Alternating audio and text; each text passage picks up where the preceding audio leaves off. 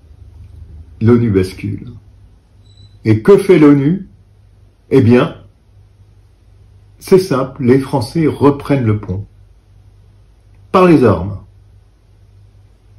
Il y a 2 morts du côté français et 17 blessés. De l'autre côté, 4 morts serbes et plusieurs prisonniers. Et puis il y a eu Srebrenica. Un massacre à Srebrenica. Srebrenica est donc tombé aux mains des Serbes cet après-midi. Le porte-parole de l'ONU à Sarajevo l'a confirmé. Les Serbes de Bosnie ont pris le contrôle de cette enclave musulmane classée zone de sécurité de l'ONU. Il n'aura fallu que 5 jours aux Serbes de Bosnie pour contrôler Srebrenica, ville devenue refuge de milliers de musulmans. 5 jours de bombardements, de tirs, d'attaques. 40 000 réfugiés sont assiégés.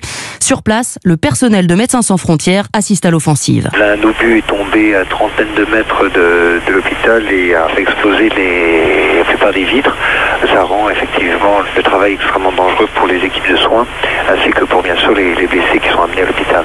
Srebrenica a été déclarée officiellement zone protégée par l'ONU en avril 93. Quelques centaines de casques bleus sont donc positionnés aux abords de la ville. Le 11 juillet 95, ils tentent de répliquer, mais la réponse internationale sera de courte durée. Appelés à la rescousse, les avions de l'OTAN sont rentrés en action. Ils ont détruit 2 blindés. Alors les Serbes ont lancé une menace. Si les frappes aériennes continuent, nous tuerons les 30 casques bleus que nous détenons. Les frappes ont été suspendues. Les Néerlandais ont dû évacuer leur position. Dès lors, la route de Srebrenica était ouverte aux assaillants. 1500 soldats serbes contrôlent alors la ville. Des milliers de réfugiés fuient vers Potokari, la base de l'ONU, espérant une protection. Mais sous les ordres du général Ratko Mladic et sous le regard des casques bleus, les hommes, les femmes, les enfants sont triés, embarqués dans des camions. D'autres réfugiés traversent la forêt pour tenter de rejoindre les zones libres. Traqués par les milices serbes, beaucoup sont exécutés. Certains arrivent à atteindre des campements de fortune. Celui de Valovice, par exemple, où se trouve le journaliste Frédéric Albert. Un vieillard se précipite sur nous. Je vais vous dire la vérité. Les Serbes ont tué 5000 hommes à Srebrenica. Tais-toi, lui lance un autre. Le vieux rentre dans le rang et s'en va s'asseoir aux côtés de ces femmes que la souffrance torture. Aujourd'hui, peut-être, il y aura des nouvelles. Peut-être. C'est cette espérance qui permet de tenir. La chute de Srebrenica, qui était alors sous la protection de l'ONU et de l'OTAN, est devenue un symbole de l'impuissance de la communauté internationale. Les crimes qui ont été commis ont été qualifiés de génocide par des cours de justice internationales. Pour en parler, Ronny Broman, ancien président de Médecins sans frontières, professeur de relations internationales à l'Institut des sciences politiques de Paris. Merci d'être avec nous. Il faut savoir que la Russie a opposé son veto à un projet de résolution des Nations Unies reconnaissant le massacre de Srebrenica comme un génocide. Elle qualifie cette proposition de résolution avancée par la Grande-Bretagne d'agressif. Ben d'abord, c'est Srebrenica est le lieu où a été commis un massacre sous les yeux de la communauté internationale organisée, c'est-à-dire d'un bataillon, en l'occurrence de soldats hollandais, mais enfin qui étaient là au nom de l'ONU pour protéger cette enclave. L'enclave a été attaquée, près de 8000 personnes, comme vous l'avez rappelé, ont été tués dans des conditions atroces. Donc le génocide, le terme génocide vous pose problème? Moi personnellement, oui, ça me pose un sérieux problème. Parce que il s'est agi, pour les milices serbes, de tuer les hommes en âge de combattre. Ils ont massacré tous les hommes, tous ceux qu'ils ont pu attraper en tout cas, qui avaient entre 15 et 50 ans. Ils ont explicitement exclu de leur massacre les femmes, les enfants, les vieux, c'est-à-dire au-dessus de 50 ans, et même les blessés. Les évacuations ont été organisées par eux. On tue ce qui est une menace militaire pour nous. Mais certains fonction de leur origine. On tue quand même certains combattants musulmans. Ils étaient tous des musulmans bosniaques. Voilà. Donc le groupe qui a été tué, c'était des musulmans bosniaques qui étaient en âge de combattre. C'est un crime de guerre, un crime contre l'humanité, c'est une atrocité, ça ne fait absolument aucun doute. Cela étant, je pense que tout massacre ne relève pas de la catégorie de génocide, et qu'en inculpant pour génocide les gens qui ont fait cela, on dilue cette notion qui, à mon sens, mérite d'être conservée pour, par exemple, pour les Rwandais Tutsis. Là, il y avait une claire intention d'exterminer, d'annihiler l'ensemble de la population Tutsi du Rwanda. Et les frappes de l'OTAN s'intensifient.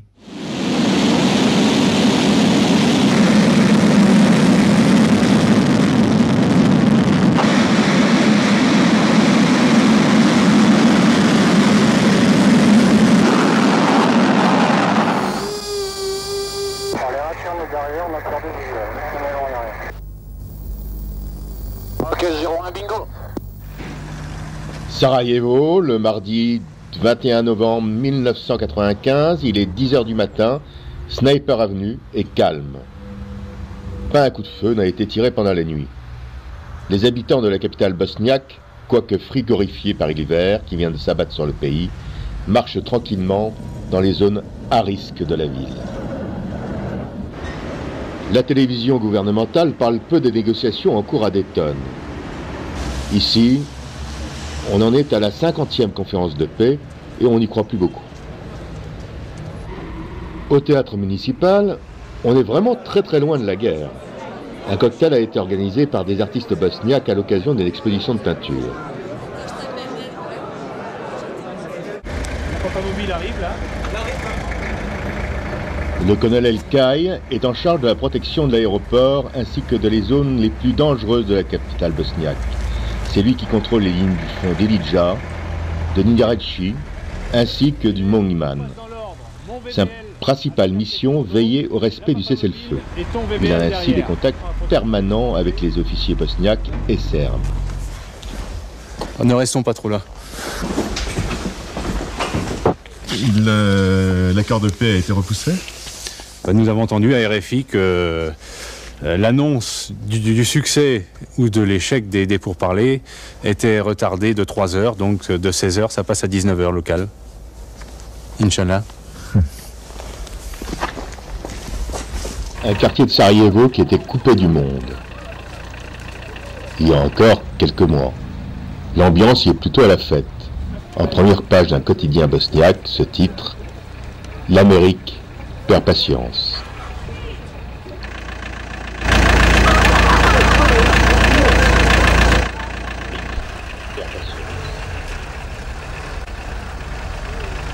Depuis le début de la guerre, un hôpital, sponsorisé par l'Arabie Saoudite, a été installé ici. À sa tête, un chirurgien palestinien. Une armée contre une autre, on peut oublier. Mais là, il y avait une politique de génocide. Ce sera très difficile d'oublier.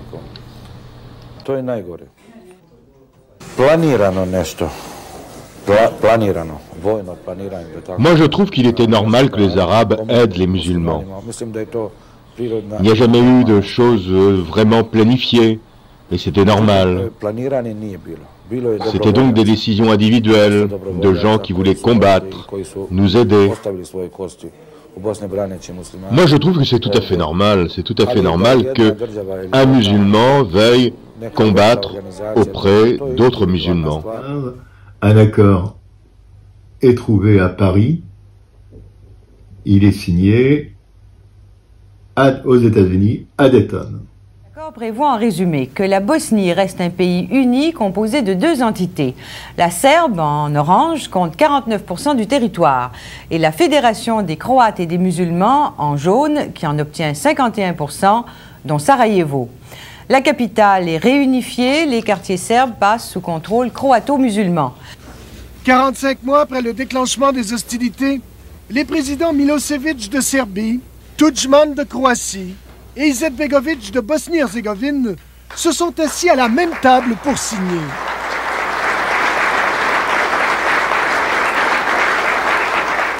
Quant aux casques bleus, ils seront remplacés par un contingent de 60 000 hommes qui se partageront le pays en 3 zones.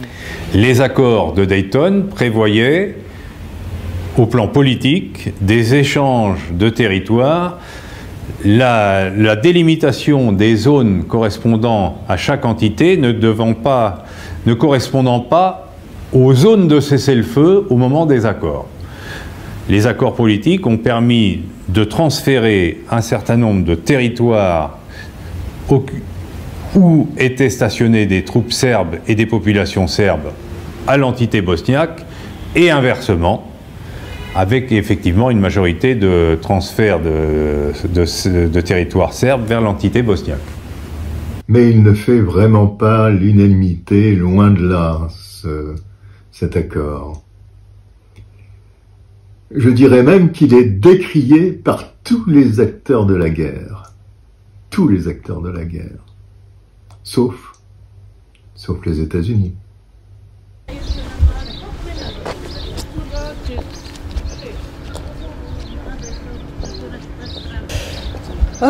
En fait, après les accords de Dayton, les protagonistes du processus de paix ont décidé de diviser notre pays en deux entités, une qu'on appelle la République serbe et l'autre qu'on appelle la Fédération de la Bosnie-Herzégovine.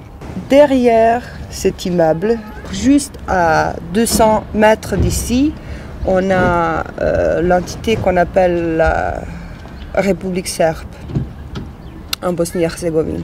L'agresseur a reçu comme un cadeau. C'est absurde. C'est absurde parce qu'on parle de territoire qui a été ethniquement nettoyé. Après Dayton, il a fallu que je parte de ma maison. Mes voisins aussi. Nous avons été chassés des Dinzarechi, car cette localité était donnée à la Fédération de Bosnie-Herzégovine. Moi, je ne voulais pas y rester. Donc c'était en 1996, quand les accords de Dayton ont été appliqués. Oui, moi je me suis réfugié à l'Est.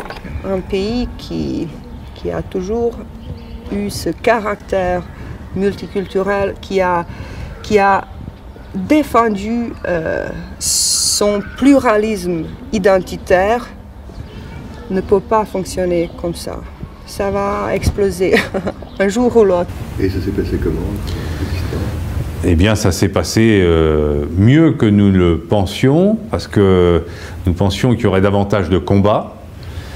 Ça ne s'est pas passé sans drame, puisque pour la ville d'Iliza, par exemple, qui était à proximité immédiate de l'aéroport, cette ville est dominée par quelques minarets, mais surtout par des clochers d'églises orthodoxes. L'ensemble de la ville passant sous contrôle de l'entité bosniaque, les populations serbes ont dû abandonner leurs maisons, leurs églises, leurs cimetières. Ça ne s'est pas fait sans drame.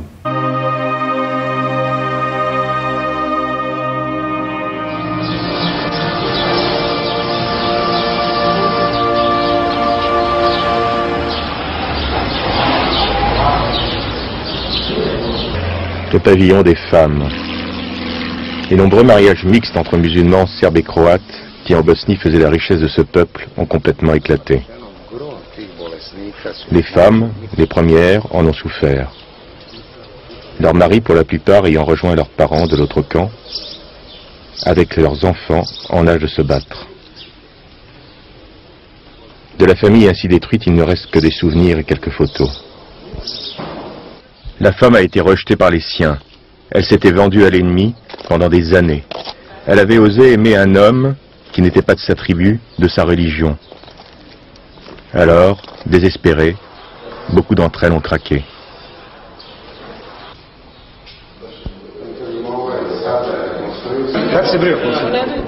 Et puis il y a celles qui ne savent plus rien de leur famille, qui un beau jour a disparu dans la tourmente. Ivana est de celle-là. Elle s'est trouvée un jour jetée sur les routes de l'Exode, ses biens confisqués. Elle n'a plus qu'un désir, qu'une obsession, rentrer. Rentrer à tout prix.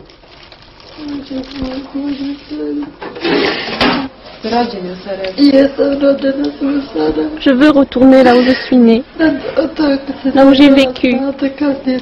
Je veux y retourner. Peu importe si je n'ai plus de maison.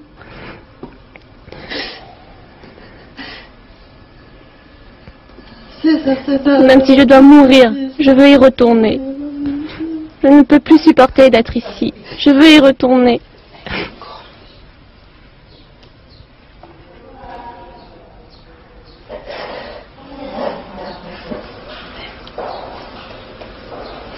Je n'en peux plus. Je n'en peux plus. Je vais essayer de ne plus pleurer.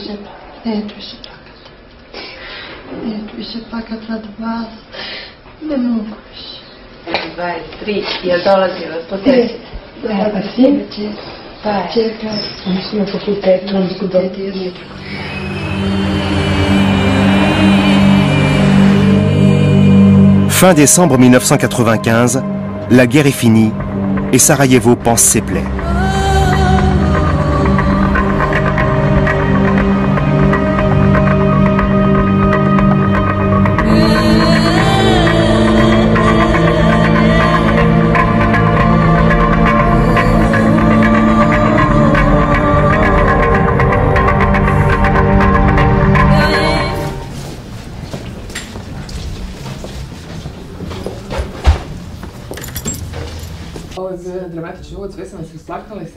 Je ne comprenais pas qui nous tirait dessus. J'ai mis un certain temps à comprendre que c'était nos voisins, nos anciens copains. Ensuite, c'est curieux, mes amis, mes camarades mouraient tous les jours à côté de moi.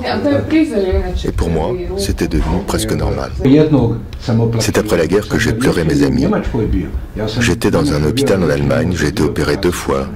Et là, je me suis soudain rendu compte du vide qu'ils avaient laissé. C'était épouvantable.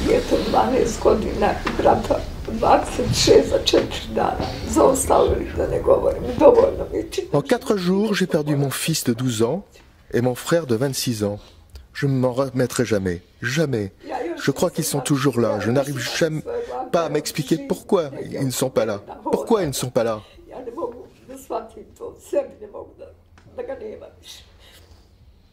Et après les accords de Dayton, nous avons eu des modalités d'action quelque peu différentes et une subordination différente, puisque dès la signature des accords de paix, de casques bleus, nous sommes devenus des soldats de l'OTAN qui imposaient une solution sur le terrain, avec des autorisations de mouvement, d'opération beaucoup plus larges que celles que nous avions lorsque nous étions casques bleus. La force de mise en œuvre, l'IFOR, supervise la fin des hostilités, le transfert des territoires, le cantonnement des armes lourdes et la démobilisation. We created a ZOS, ZOS, Zone of Separation, 10 km wide, a demilitarized zone where no heavy weapons could be stationed. We had 60,000 troops, which meant that there was soldiers on every street corner. Considering it was NATO's first ground mission, I think it was a tremendous success. These were NATO-led operations, obviously based on NATO infrastructure, but they involved nations from outside of NATO participating, including the Russian Federation. En décembre 1996, l'IFOR est remplacé par la force de stabilisation, la SFOR, qui compte 32 000 hommes.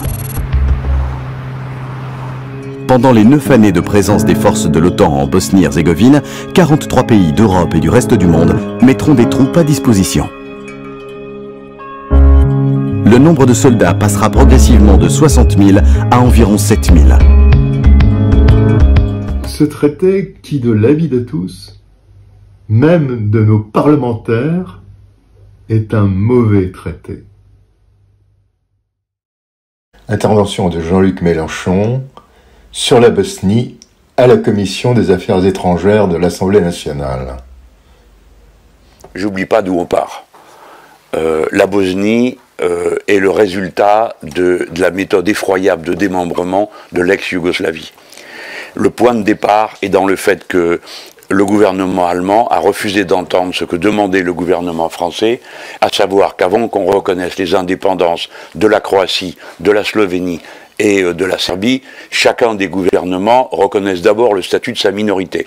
C'était la demande française. Les Allemands sont passés outre et ont reconnu en 48 heures des entités dont les frontières n'étaient pas définies et les minorités non reconnues dans leurs droits. Ça, ce sont les faits. Pour terminer, après la déflagration générale, la Bosnie-Herzégovine, la Bosnie était le pays le plus multiculturel et multiconfessionnel de toute l'ex-Yougoslavie. Et nous pensions, nous défendions, ceux qui à l'époque s'en occupaient, cette idée qu'il fallait leur donner leur chance. Les conditions effroyables de la guerre civile en Bosnie, alimentées et financées par toutes sortes de gens tout autour, ont abouti à ce résultat qu'il y a 3 collectivités, que chacune constitue une république sur une base ethnique et qu'elles sont fédérées dans la Bosnie d'aujourd'hui. l'absence de l'Europe et des pays européens, leur tellement visible implication dans le chaos qui régnait, a été telle que ce sont les Américains qui, après être intervenus militairement sur la Serbie dans le cadre de l'OTAN, ont parrainé ce qu'on appelle les accords de Dayton. Les accords de Dayton, c'est typiquement une invention américaine, c'est-à-dire une fédération d'ethnies qui constitue un État. Voilà. Nous, les Français, on n'a jamais vu comme ça les États-nations. C'est pas notre façon de voir le monde, et nous ne croyons pas que ce soit une solution que de fabriquer un État en fédérant des ethnies. Parce que les ethnies restent et les États disparaissent. Et c'est ce qui se passe. Ne perdons jamais de vue les tendances longues et lourdes de l'histoire, parce que sinon, nous sommes, me semble-t-il, condamnés à l'angélisme. Naturellement, je ne dis pas que ce que j'en dis moi veuille vous condamner à un regard noir sur l'histoire, mais réaliste. Hein. Dans cette zone-là, il n'y a pas d'innocent. Je suis tout à fait d'accord avec vous que, je l'ai dit, je le qualifie comme ça, les accords de Dayton ne sont pas un accord de paix. Voilà, c'est un accord de guerre. Mais que sont devenues les brigades islamistes? Alors beaucoup ont été obligés de quitter le territoire. Richard Holbrooke, le négociateur américain, impose aux Bosniaques de déporter tous les combattants étrangers, y compris ceux qui ont obtenu la nationalité bosniaque. À cette époque, près de 800 moudjahidines sont concernés, sur les 5000 qui sont venus en Bosnie. À contre-cœur, le président Izetbegović s'incline. Alija Izetbegović ne nous a jamais demandé de partir. Ce n'est pas dans les mœurs de ce peuple que d'expulser les gens qui les ont aidés. Mais bon, quand l'oncle Sam dit que c'est blanc, tout le monde dit que c'est blanc, et quand il dit que c'est noir pour tout le monde. Certains, en tout cas, sont restés et ont créé des familles. Oh my God!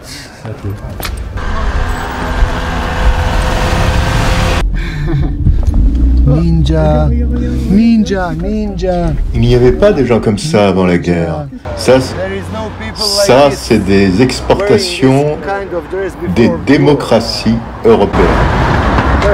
This is import from European democracy.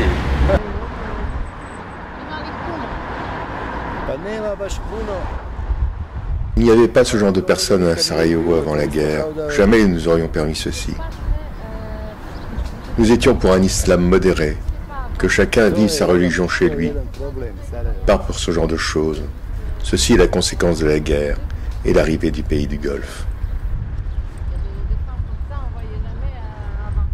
La religion joue un rôle très important dans notre société, qui est toujours laïque, mais la religion s'est infilée dans le tissu politique, social. Donc il faut être très prudent et il faut permettre ce pluralisme identitaire. La religion, je dis, c'est quelque chose qui peut nous unir si on est religieux, si on est croyant et si on croit à un Dieu, c'est le Dieu d'Abraham pour les catholiques, pour les juifs, pour les orthodoxes, pour les musulmans. Mais comment on peut permettre que ces choses nous divisent? C'est quelque chose qu'il faut cultiver, qu'il faut soigner. Comment faire comprendre ces choses aux gens? C'est un discours très simple, mais malgré le régime communiste qu'on a eu ici après la Seconde Guerre mondiale, avec le régime de Tito, la religion a toujours eu sa liberté en expression, disons. Pendant la guerre, après la guerre, on a eu des influences terribles de partout. Malheureusement, cette connexion parmi les musulmans, c'est-à-dire influence qu'on a eu des pays musulmans, arabes, et en particulier les combattants, les moudjahidines qui sont venus ici, ont porté pour nous, une nouvelle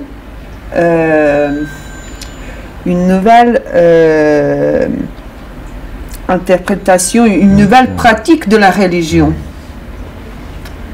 Les gens ont accueilli aussi ça. Les djihadistes étrangers quittent peu à peu la Bosnie. Certains s'y cachent avec la complicité des autorités bosniaques. Leur rancœur est grande. Ils se sentent trahis par l'Occident et certains dirigeants bosniaques. Pour beaucoup, la guerre sainte ne s'arrêtera pas là. Chapeautés par la nébuleuse terroriste qui s'est formée en Bosnie, des groupes autonomes s'infiltrent dans toute l'Europe. Les services secrets occidentaux s'affolent. Des cellules sont démantelées en France, en Italie, en Angleterre, en Allemagne, en Suède et même au Canada.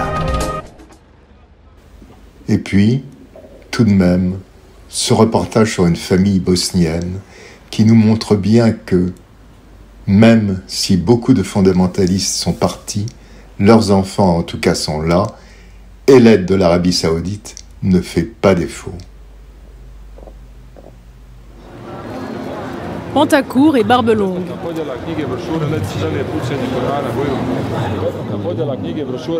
Ces jeunes Bosniens ne sont pas hipsters, mais salafistes. Ils veulent vivre comme leur prophète. En plein centre-ville de Sarajevo, plagiant Facebook, ils tentent de séduire petits et grands en vantant un islam basé sur la charia. Bonbon d'une main, livret coranique de l'autre. Allez-y, servez-vous. Ça, c'est pour les enfants, une cinquantaine de très belles histoires. Je suis heureux quand je vois que l'islam progresse et se propage. En Bosnie, l'islam majoritaire coexiste avec le catholicisme et l'orthodoxie depuis 600 ans. Ici, des musulmanes sans voile ou des musulmans consommant de l'alcool ne choquent personne. Une approche libérale que Bakir a rejetée il y a un an pour se convertir au salafisme. Pour trouver le véritable islam, il faut s'en tenir à l'interprétation des premiers siècles, mais pas aux interprétations modernes, souvent polluées car elles sont influencées par la philosophie occidentale. En Arabie Saoudite, ils sont restés dans le plus pur islam. Les musulmans de Bosnie représentent 45% de la population. Hier encore, il était impossible de les distinguer. Aujourd'hui, barbe, tunique longue, hijab, niqab restent minoritaires, mais se banalisent. C'est surtout un effet de mode, même si cela paraît un peu fou de dire ça. Beaucoup de ces filles qui portent le voile sont directes et très sûres d'elles. Mais je sens que c'est un changement par rapport à ce que nous sommes réellement. Rejetés par une majorité de Bosniens, les salafistes vivent en marge. Mirsad et Azra sont tous deux nés ici, à Sarajevo. Aujourd'hui, le couple s'est engagé dans l'humanitaire. On ramène un fauteuil roulant à une petite fille de 7 ans, Sarah. On avait lancé une action pour elle. La petite fille est atteinte de plusieurs maladies lourdes. Ces photos seront postées sur la page Facebook de son ONG islamique pour générer des dons. Salam alaikum. Alaikum salam. Il faut juste gonfler les pneus. Qu'est-ce que tu en penses? Est-ce qu'on peut rentrer voir Sarah? À la première rencontre, la petite avait pris peur et pleuré. Mais elle a fini par s'habituer au voile intégral. En 2008, pour 20 millions d'euros, les Saoudiens érigent la plus grande mosquée des Balkans. Au pied d'immeubles toujours défigurés par la guerre, des milliers de croyants comme Bakir, chaque jour s'y pressent. À l'intérieur, de larges salles de prière, mais aussi de sport, de cours de langue et de conférences. La mosquée passe pour radicale. Pour y entrer, l'imam a exigé que nous nous présentions à l'ambassade de l'Arabie Saoudite. Elle acceptera car ce soir-là, le royaume envoie 50 Bosniens triés sur le volet faire le pèlerinage à la Mecque. Tout frais payé. Moi, je suis revenu en Bosnie-Herzégovine 2 fois pour voir des combattants, mais également pour prendre la température de la Bosnie. Arrivé sur la Sniper Alley, là, se dresse l'Assemblée nationale qui réunit maintenant les représentants élus de toutes les composantes serbes, croates et bosniens de l'État de Bosnie-Herzégovine. Cet immeuble, 20 ans auparavant, était le quartier général des francs-tireurs bosniaques. J'y avais rencontré un jeune homme, Goran, d'origine serbe, mais combattant contre eux, pour les forces bosniaques, qui m'avait interpellé. J'ai décidé de le revoir, c'est pour cela que j'étais à Sarajevo.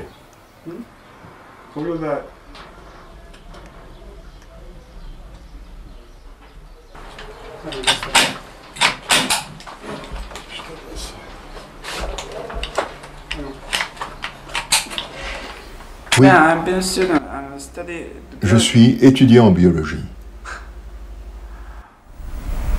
Qu'allez-vous faire après la guerre?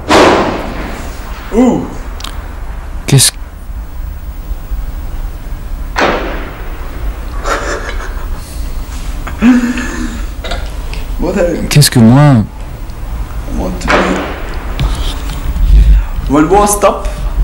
Quand la guerre s'arrêtera, je vais aller sur une île. Regarder le reflet des étoiles sur la mer.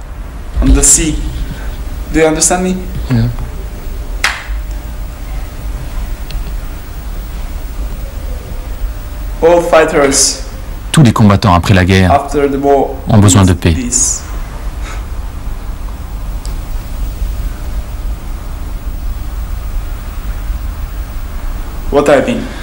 Qu'est-ce que je veux dire? Peut-être je veux finir mes études. Et essayer de vivre normalement.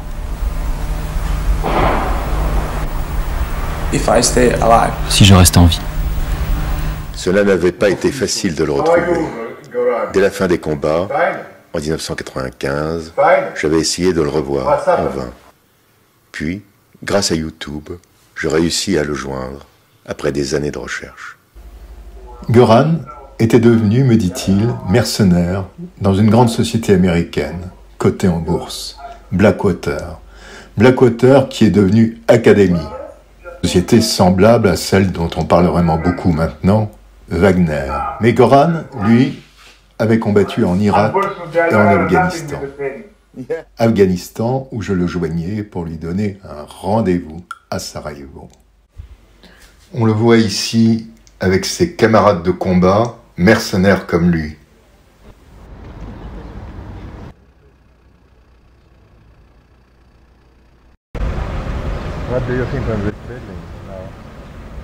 Alors, que pensez-vous de cet immeuble? Ah, c'est l'immeuble des hautes instances. Vous connaissez cet immeuble? Ah oui, je connais très très bien cet immeuble. Je connais chaque pièce, chaque étage de cet immeuble. À ce moment-là, la Bosnie était vraiment explosive. La population se révoltait contre les politiques bosniens qui étaient complètement corrompus.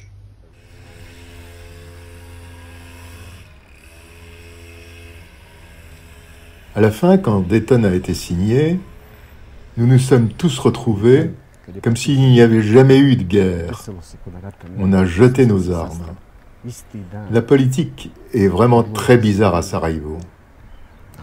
Il s'agit d'un petit cercle de gens qui veulent dominer. Ils veulent des carrières. Ils ont tous bâti leur carrière sur ces croix blanches. Nous, on demande qu'une chose, du travail pour vivre, pour survivre.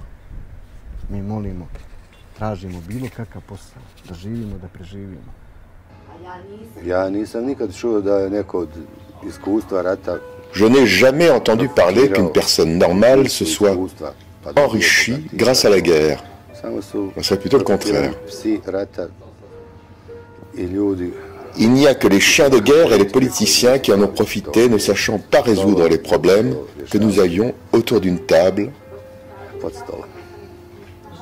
mais par-dessous la table.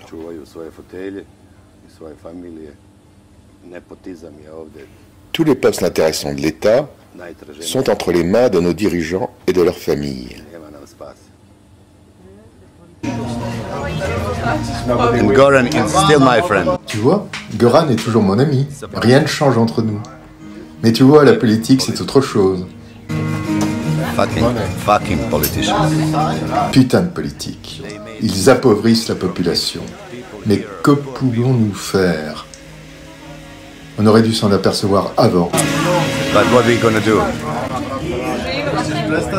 We live together like before. Tout le monde y perd, sauf les criminels. Nobody. Bienvenue à Sarajevo, Philippe. Et maintenant, il suffit de voir ces hommes allongés sur le sol devant le Parlement. Des hommes qui se sont tirés les uns sur les autres, qui aujourd'hui se sont réunis sous le drapeau bosniaque et exigent de concert la reconnaissance de leurs droits. La plupart d'entre eux viennent de comprendre qu'ils ont été dupés par leurs leaders politiques, par les nationalistes. S'ils avaient su ce qu'ils savent aujourd'hui, jamais, je dis bien jamais, ils ne se seraient tirés dessus. Jamais, ils auraient fait la guerre.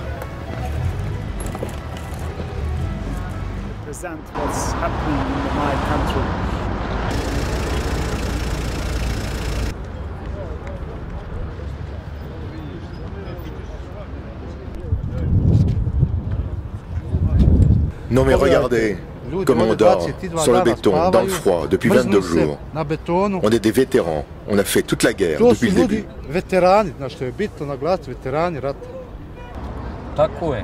On a versé notre sang pour cet État. Les politiques en ont profité pour s'enrichir pendant et après la guerre. Ils en profitent, même encore aujourd'hui, 20 ans après. Ils conduisent des voitures les plus chères d'Europe, alors que leur peuple n'a pas de quoi manger.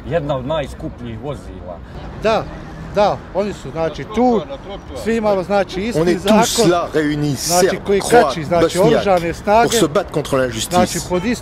Nous voulons notre dû. I Bošnjaci, i Srbi, i Hrvati, znači svi su danas tu. Dok narod nema šta da jede. Vous avez des gens ici, moi aussi, qui ont emprunté de l'argent pour venir manifester. Et nos familles n'ont pas de quoi manger à la maison.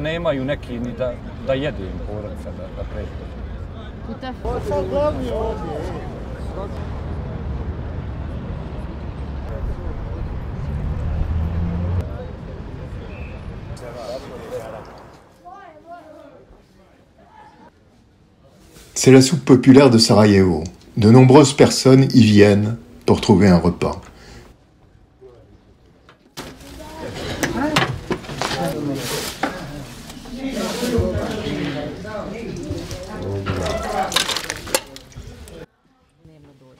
La responsable du lieu est vraiment très en colère.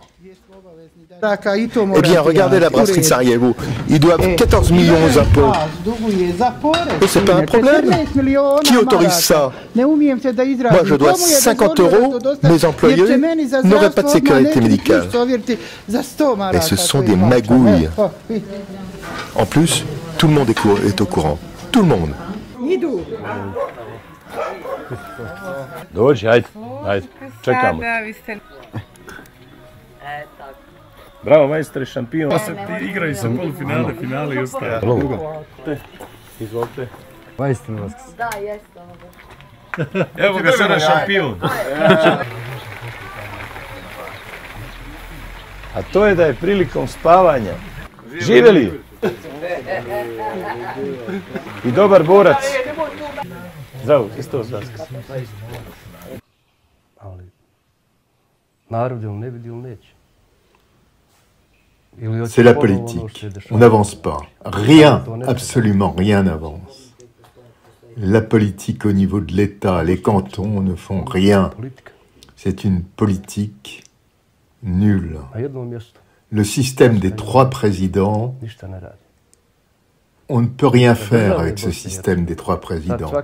Notre représentant ne peut rien faire si les 2 autres ne sont pas d'accord. Personne ne peut rien faire. Le système est complètement immobile.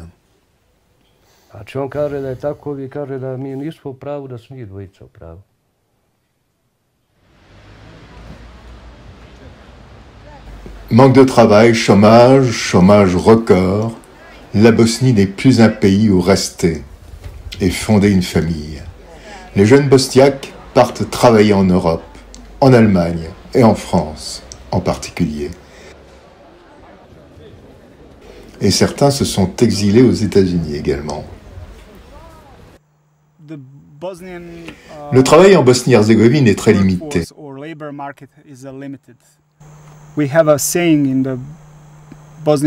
ne peut pas allier le pays, le travail et l'argent.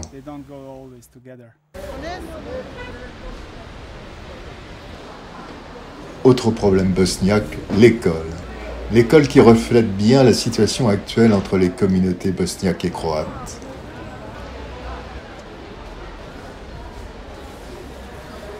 Ali kako smo mi sad prava, dobro, da nas svrstaju turbe, getoizacija I tako to.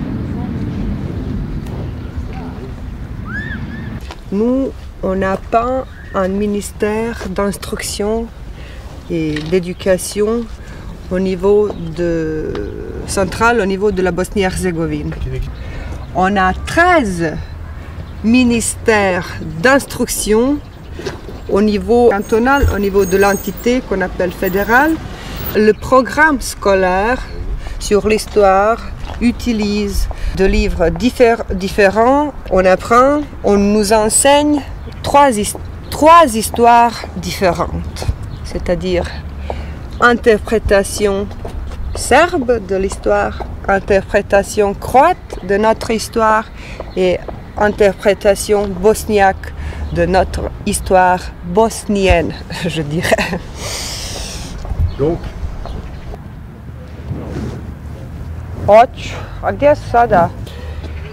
chez nous, il existe un phénomène très particulier et très absurde à la fois, qu'on appelle 2 écoles sous le même toit.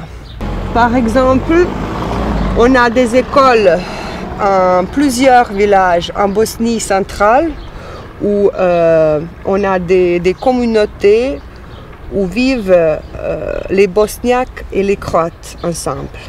Et on a des écoles où les enfants bosniaques ont une entrée séparée pour leur classe et on a une entrée pour les enfants croates pour leur classe. Les professeurs sont différents, le programme est complètement différent.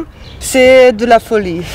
Je ne sais pas comment interpréter ce phénomène. C'est une ségrégation et l'objectif final est tenir nos enfants dans l'ignorance.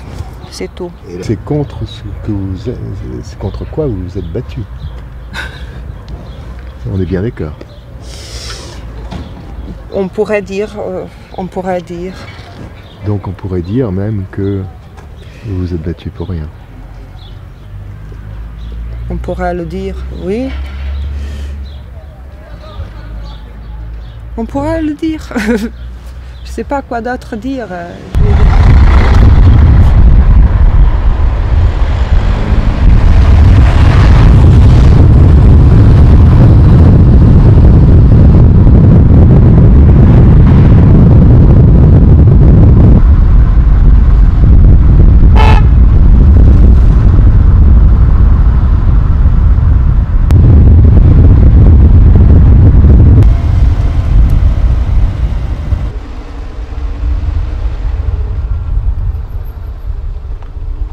On passe par là car tu te rappelles, c'était la Sniper Alley de Dobrinja. Do you remember this building here? Yes. Tu te rappelles de cet immeuble? C'était là où mon ami et sa mère habitaient. Je t'y avais emmené. But she lives now in the other place, and we will go later on to visit that other place. She's not here anymore.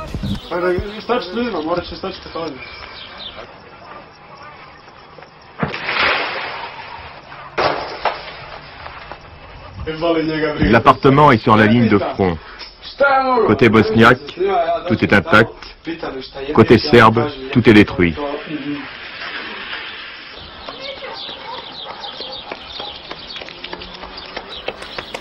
Where are we going?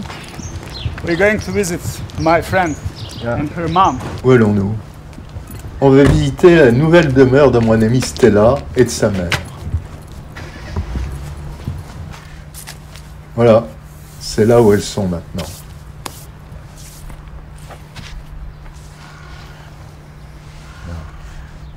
That's the place where my friend Stella and her mom lives today. C'est l'appartement le plus intact de tout notre immeuble. Je suis ici en première ligne. Elle s'assoit et elle attend les obus. Oui, oui, je m'assois, j'attends les obus. Qu'est-ce qui se passe quand les obus tombent? Rien. Et qu'est-ce qui se passe? Rien. Rien, on descend à la cave et on attend que ça se passe. Nous, on n'a rien fait à personne. On ne veut pas quitter nos maisons, nos immeubles. C'est tout ce que nous avons. Nous n'avons rien d'autre ailleurs. Nous devons vivre ensemble, mais comment? Mon père ne m'a jamais dit de faire la différence entre les gens.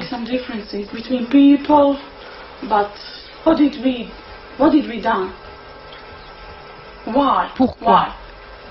Pourquoi tout ça? Pourquoi? Il y a trop de haine. Je sais pas pourquoi. Je sais vraiment pas pourquoi.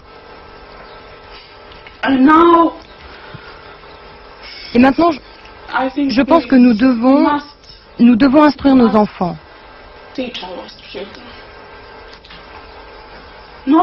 Pas pour faire de différence entre les gens, mais ils doivent savoir qui ils sont. En 1993, elles sont allées au puits pour prendre de l'eau, à Dobrinja. Et l'armée serbe les a tuées. Ils ont tué également je ne sais combien de personnes pour de l'eau, simplement de l'eau. Between 10 and 20 people in the queue for a water, for a 20 liters of water.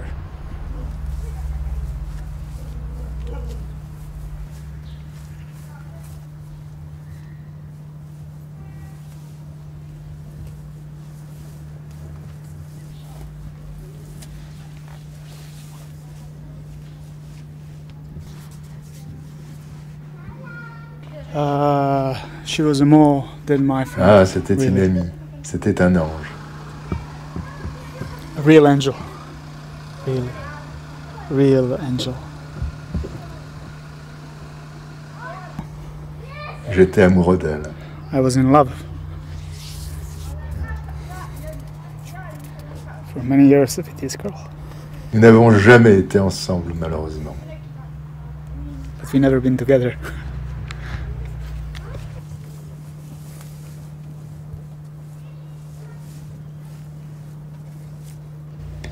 Alors la Bosnie est-elle sur le point d'exploser, comme certains le prétendent? Les Serbes et les Croates veulent-ils se séparer de l'entité musulmane? Nul ne sait vraiment 27 ans après la signature du traité de Dayton. Mais l'OTAN veille. Bon, eh bien écoutez, j'espère à bientôt sur ma chaîne. N'oubliez pas le pouce et partagez et abonnez-vous. Au revoir.